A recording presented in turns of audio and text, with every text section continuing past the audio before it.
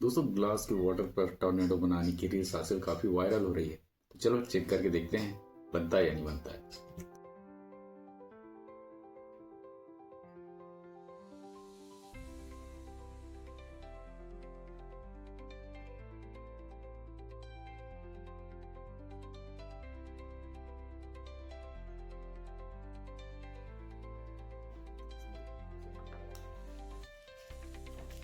काम करते हैं, थोड़ा नमक डाल के चेक करते हैं। डाल दिया थोड़ा सॉल्ट।